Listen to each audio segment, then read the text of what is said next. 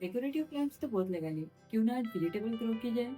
और ये vegetables grow हम हमारे किचन से करने वाले हैं। इनको कोई भी चीज बाहर से खरीद के लाने की जरूरत नहीं है। ना इसके लिए कुछ हम अलग से गमले खरीदने वाले हैं, ना इसके लिए कुछ हम बीज बाहर से लाने वाले हैं। हमारे किचन में जो भी वेजिटेबल्स रहती है, हम उसी की हेल्प से आज नए वेजिटेबल ग्रो करने वाले हैं, वो भी नेचुरली। हमारे घर पे जो स्विगी जोमेटो के डब्बे होते हैं या फिर वो भी हम खरीद के लाते हैं, जैसे कि डेट्स वगैरह हो गया, उसके जो डब्बे होते हैं हम उसी का इस्तेमाल करके ये वेजिटेबल ग्रो करने वाले हैं। आगे से इसे फेंकने से पहले जरूर सोचना। अगर आपके घर में भी एक प्लास्टिक के डब्बे हैं जो आपके किसी भी काम के नहीं है, तो आप इसमें आसानी से वेजिटेबल ग्रो कर सकते हैं। आई नो कि ये डिब्बे बहुत बड़े नहीं है, लेकिन आप इसमें धनिया, मेथी दाना, राई और व्हीट ग्रास आसानी से ग्रो कर सकते हैं। इन डिब्बों को मैंने नीचे से होल कर लिया है और आप ये वेजिटेबल सिंपली मिट्टी में भी ग्रो कर सकते हैं। हम इसमें लीफी वेजिटेबल्स लगा रहे हैं, तो कुछ खाद वाद डालने की भी जरूरत नहीं है। ये डिब्बे की हालत कुछ ज्यादा ही खराब हो गई है, क्योंकि इसके पहले मैंने बहुत सारी कटिंग इसमें ग्रो की है। इसमें थोड़ा पानी छिड़क ले और सिंपली एक लाइन बनाते हुए इसमें बीज लगा दे। ऊपर से थोड़ी मिट्टी डाल दे। 3-4 दिन में इसके छोटे छोटे प्लांट्स आना स्टार्ट हो जाएंगे।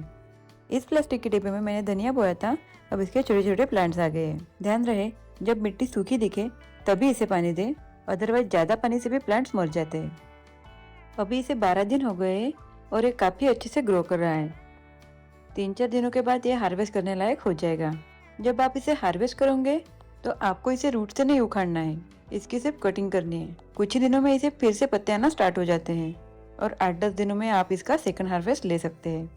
सिमिलरली आप टोमेटो भी ग्रो कर सकते हैं।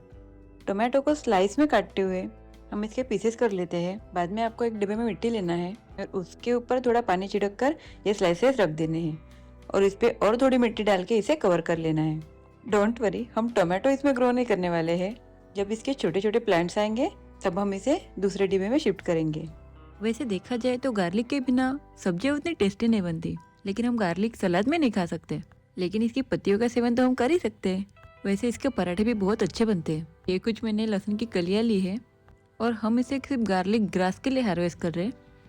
विंटर में इसका सेवन करना काफी अच्छा रहता है। ओनियन की तरह ये भी बहुत फास्ट ग्रो होती है। ये देखिए इसके 5-6 दिन बाद के रिजल्ट, ये बहुत जल्दी ग्रो करती है। टमाटर की तरह मिर्ची भी इतने छोटे डब्बे में ग्रो नहीं करती है, लेकिन इसे भी हम प्लांट्स लगने के बाद दूसरे गमले में शिफ्ट करेंगे।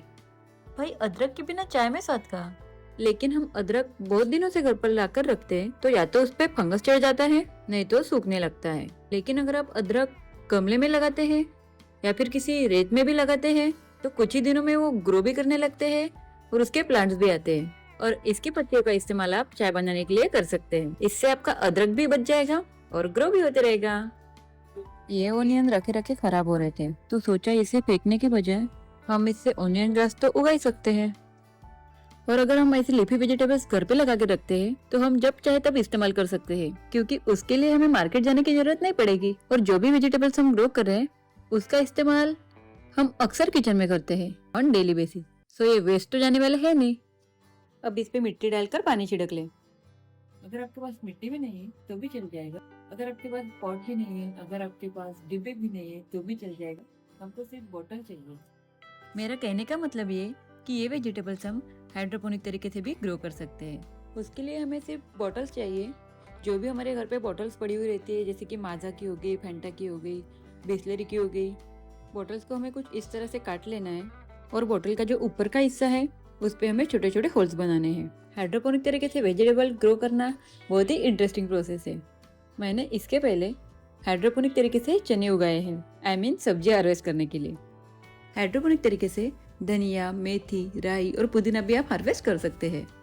हाइड्रोपोनिक तरीके से वेजिटेबल्स कैसे ग्रो की जाती है, इसकी डिटेल वीडियो मैं जल्दी पोस्ट करूंगी। बोतल के ऊपर के हिस्से को उल्टा करके हमको नीचे वाले हिस्से में रख देना है। अब इसमें कोई टिश्यू या फिर पेपर डाल दे।